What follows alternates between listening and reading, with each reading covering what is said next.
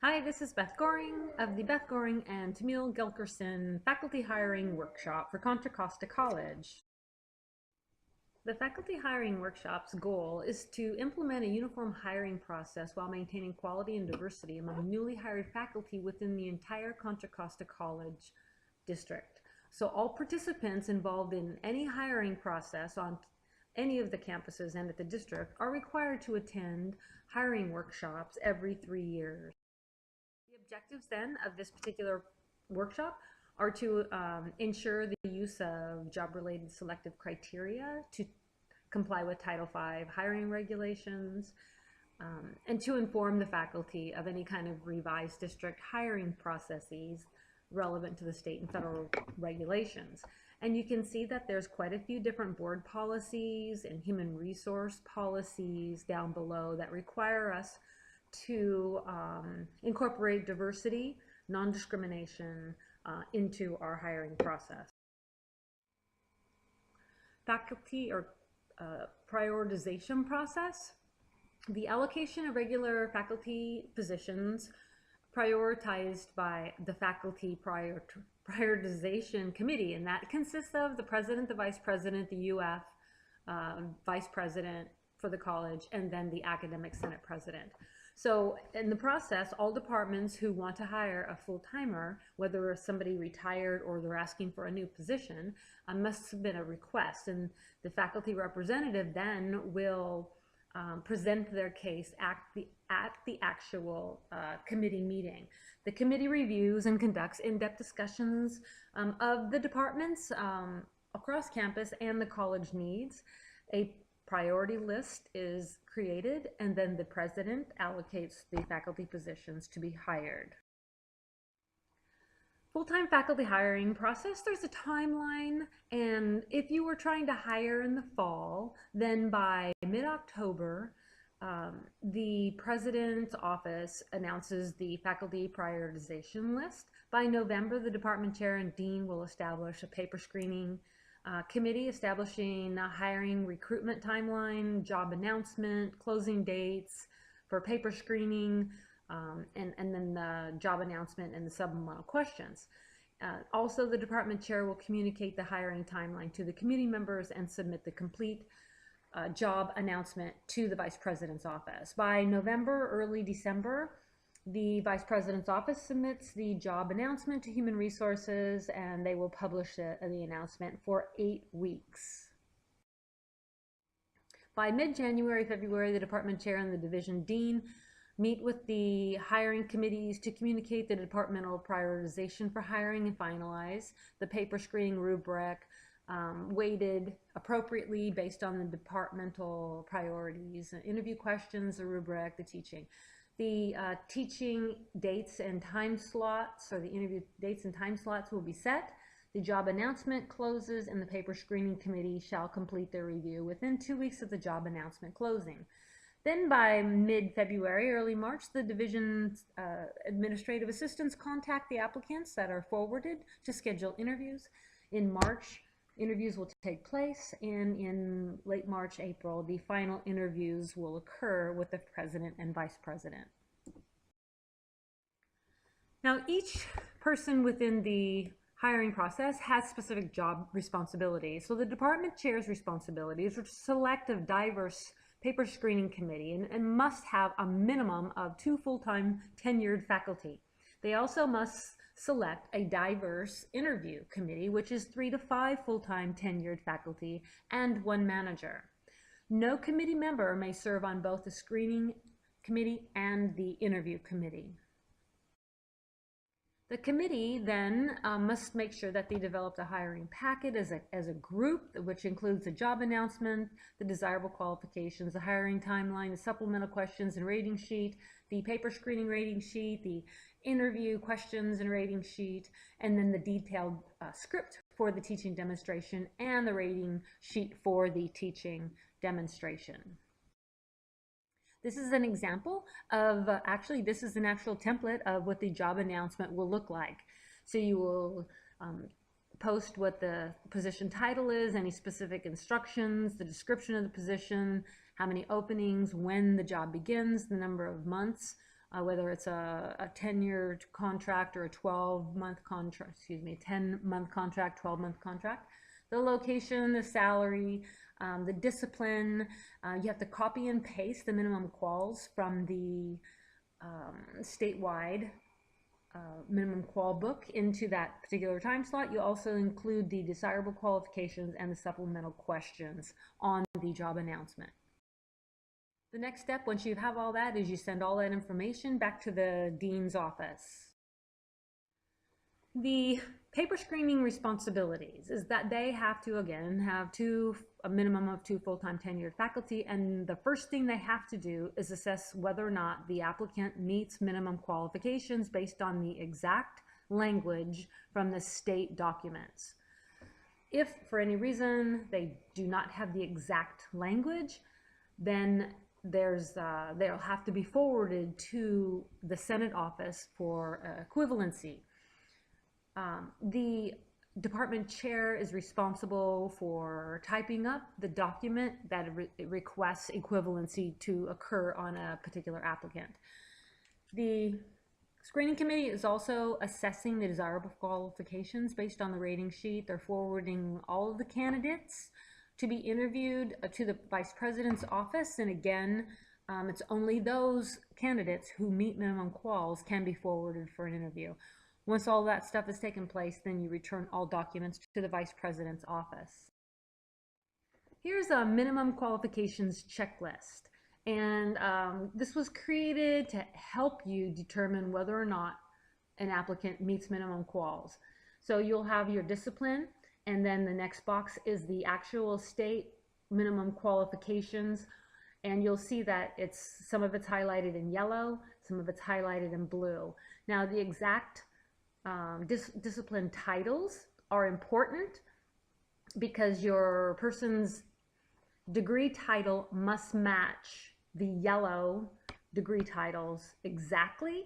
And if they don't, then there's a good possibility they have to go through equivalency. But there's a couple different ways that they can meet minimum quals. And so if you follow this checkoff list down, then you'll be able to determine whether or not the person meets minimum quals. And again, all you're doing is you're looking at the state minimum quals, and then you're looking at the person's transcript title. That's it for this document. The interview committee responsibilities, that there's 3 to 5 full-time tenured faculty and 1 manager. There's what they do is they review the candidates' qualifications based on all the application materials before the interview. They assess the candidates' interview responses based on the rating sheets. They also assess the candidates' teaching demonstration based on the rating sheet, and then they determine what candidates will be forwarded to the final interview.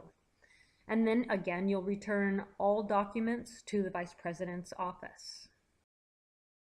The division office responsibilities, the administrative assistant sets up the interviews with the applicants who have been forwarded by the screening committee and who have been forwarded by the interview committee. They inform all candidates of teaching demonstration requirements and send out parking permits and directions to the campus. And they also serve as the contact during the interview process. The division dean notifies the VP of the finalists and returns all applications and interview paperwork to the VP's office. The vice president's office responsibilities, they have to assist with and facilitate the hiring process. They have to give final approval for the job announcement. They serve as a contact to candidates about the status of their applications. They administer confidentiality forms to the screening committees. They also provide screening committee access to online applications. They send emails to the applicants not selected to move forward, and they make arrangements for the final interviews. The final interview process, again, typically is the president and the vice president. They do reference checks. They also reconvene with the committee for more discussion, and then the president makes the final hiring selection. Some things to consider is that you really want to follow your timeline to stay on task. You want to make sure that you discuss prior to that everybody needs to be trained. They need to maintain integrity. They want diversity in terms of the pool. They want to be free from bias, and they want to make sure that they adhere to the confidentiality requirements of this entire process. Consider enlisting the help of the college VP, or you could even ask Marilis or Sophia Lever over at the district office for help if you need any help with the recruitment plan. Recruitment efforts should include all current and previous part-time applications, other colleges in the district, professional organizations, colleagues, professional meetings, publications, special groups, organizations, listservs, Chronicle of Higher Education. The district helps us out a lot with these different sources, but if you know of some specific source where you can target a different pool of applicants, then please do so as well. Equivalencies, again, all applicants requesting equivalency must receive approval from the Academic Senate President before the applications can be forwarded to the screening committee for review. International transcript verification is only accepted from institutions that are members of the National Association of Credential Evaluation Services. And equivalency criteria, again, is based on one, the state, whether or not you have to have equivalency, and then two, the department's current equivalency statement that's on record in the actual Senate office. Americans with Disabilities Act requires that candidates should not be asked about their potential disability during an interview, and the college is expected to make reasonable accommodations when hiring for a position. Equal opportunity and non-discrimination, again, you must make sure that you ask only questions that are directly related to the job. You may not ask any kind of questions about the person's age, their race, their national origin, their marital status, where they live, sexual preference. You should not ask questions about the candidate's home location. So again, you might want to ask about the candidate's knowledge about the local area, but you can't ask them where they came from and what they know about that. Part-time faculty hiring, the procedure timeline for fall. Now the faculty part-time hiring has changed. So if in January, March, this is for fall. If you want to hire for fall or for the summer, this is your timeline. So from January to March, the department chair completes a part-time teaching opportunity form from people admin and submits the form to the VP office. In March, there's an example of that later. In March, the department chair and the division dean receive a list of all the applicants from the president's office. The department chair then reports the applicant's status, whether the person was selected for an interview, whether they are not selected, whether you want them to remain in the pool, whether they've already been interviewed, whether they've been hired, and then this particular document is given back to the VP's office. In August, the department chair completes, this is for spring, the part-time hiring teaching opportunity form from people admin and submits it to the VP office. By October, the department chair, division dean receive a list of applicants from the VP office, and the department chair reports the applicant status again once the hiring date has closed. Here's an example of the part-time people admin form, and if you look at it, you'll notice it's exactly the same form as the job announcement for full-timers, except for a couple of other little tiny things in here. But again, you're going to put down what the position is, whether it's you're asking for an ongoing pool or whether it's an immediate open for a specific job, and then you'll have a description for the position and somewhere where they can actually contact you if they want more information, where it's at, how much it pays, whether the status is temporary or part-time. You also put in there the minimum qualifications based on state standard, the desirable qualifications, when the employment begins, and then the number of months. So the department chair duties in terms of part-time hires are to prepare the job announcement, to review all applicants on a regular basis, maybe every 2 weeks, and send notifications to the president's office about who's selected and who's not selected. They're also responsible to arrange interviews with applicants and select a finalist for the position.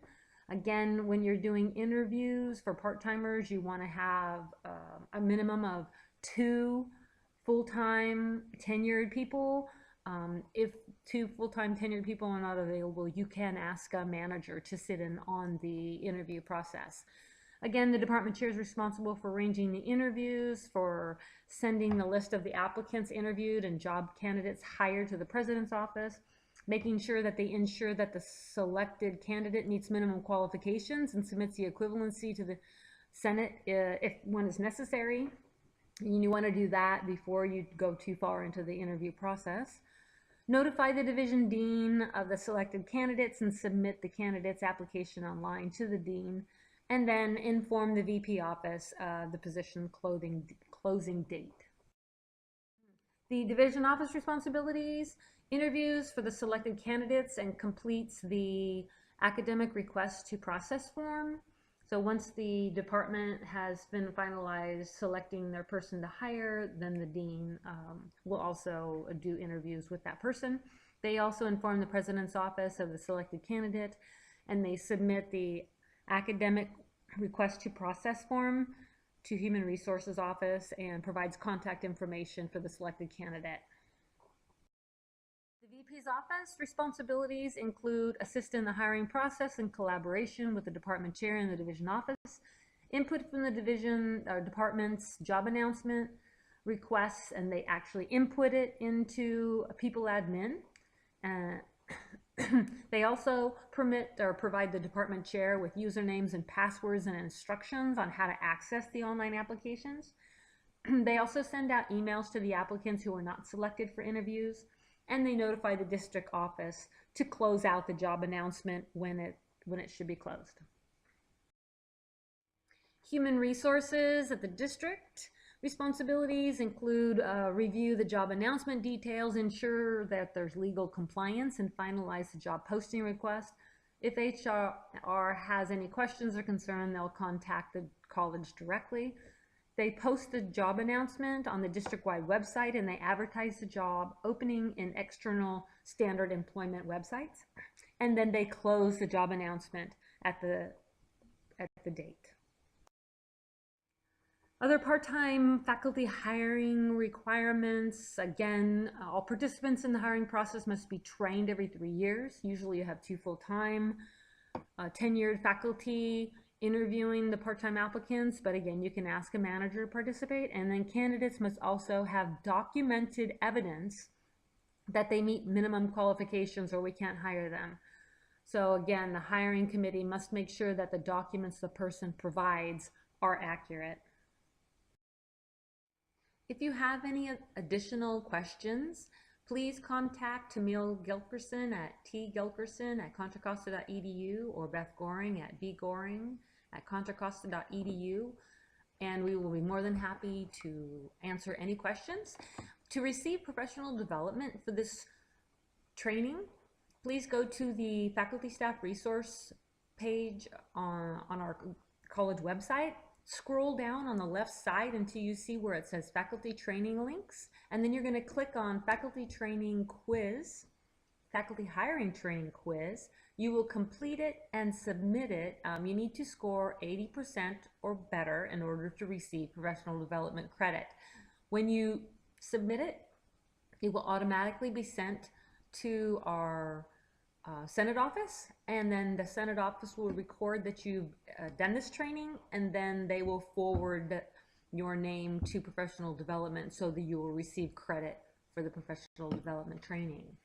Thank you, and I look forward to seeing you.